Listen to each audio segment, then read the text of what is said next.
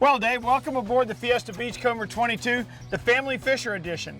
Well, you know what, Rick? The first thing I noticed, this is the smallest of the three boats we brought, but this thing is really laid out for an angler. Well, that's right. This guy, the guy that's going to buy this boat, has got a family, and they want to be in on the boat, and they want to do all the things you do with a boat, but he wants to fish, and he can do it from this boat. Well, I see rod holders. You got a really easy deck to clean. This boat, to take it out and fish, it's ready. Well, you're right. There's plenty of room for the water skis and all the rafts and all the stuff that the kids want to play with. You can bring a grill and grill on the sandbar, but when you get ready to fish, it's set up to do it. Well, I like the size too, because there's some of the places that we go, especially in the freshwater lakes, I couldn't get a big boat. This boat will fit.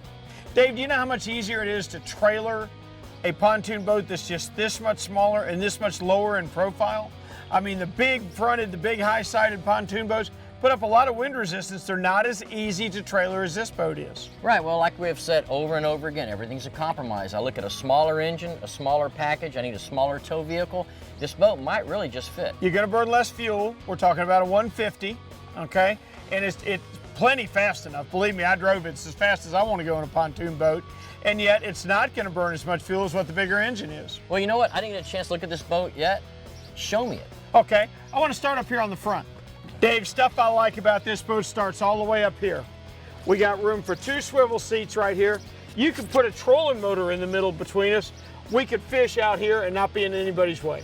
Well, you can almost use this like a bass boat, because the boat's small enough where the electric will pull you around. Oh, you're right. You get the right pound thrust trolling motor with this. You're perfect. Now you step back into the cockpit. Right here, you've got your rod holder. You want to just soak half a crab on the bottom for a drum while your kids are swimming? Fine. Well, you've got a couch over on this side, and what I love about these pontoon boats, lots of storage. PFDs, if we're going to bring water toys or whatever, we have a place to put them and it's out of the way. Dave, as we work our way back, I like these 2 doors right here. Easy access stepping off the dock or stepping on to tie it up.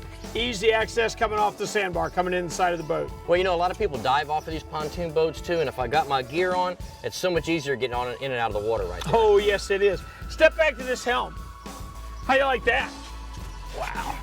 This is very comfortable. You know, this is just as comfortable as the other 2 boats. I didn't think it was going to be. Doesn't it feel like being in a bass boat or a high-performance boat? I mean, it's just really neat. Everything's where it belongs, but you're kind of tucked in here. Enough windshield to keep the wind off your face. Controls where they belong.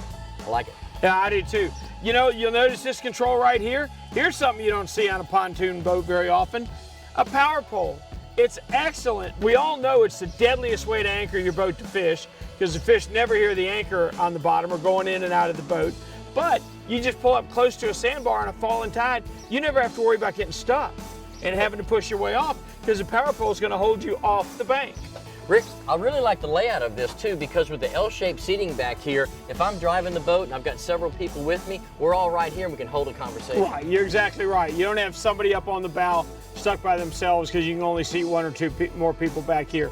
This probably is the most functional way for your family to sit when you're going out in the boat. Right, and the table really, that kind of tops it off. If we're going to have lunch, place to set our Cokes or whatever, it's a really nice touch. Yeah, it's a good layout. All right, Rick, you know, the more I look at this Fiesta, I really like the construction of it.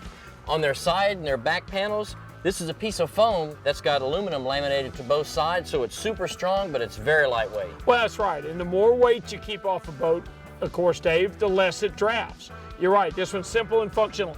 I really like this bar. We saw it on the other boats too. You can pull a water ski or pull a tuber, pull stuff that the old pontoon boats could never do. And once again, the easy on ladder. This ladder sits low enough in the water to where you don't have a big first step to board your boat. Well, if you look at the size of the pontoons too, this boat is really high out of the water. Even though there's only 2 pontoons, the other boats we looked at obviously had 3. We're still way high out of the water because of the size of these. Yeah, the boat doesn't draft very much at all. All right, so really in a small package, they've got a lot of features in this boat. We can take it out, we can pull a water toy, we can take it out fishing, we can take it out diving, and just really take it out to have fun. Yeah, you're right. It's a day on the water in itself, which is the whole thing behind the whole genre of pontoon boats. But this one's an excellent representative of that group. Well, it's the smallest of the 3 that we brought today. It's got the smallest engine. Obviously, it's going to cost the less. It's going to be easier to pull. And if you don't have a lot of people you're going to be taking out, or you're not going to try and punch out offshore, this might be the right size boat. 150.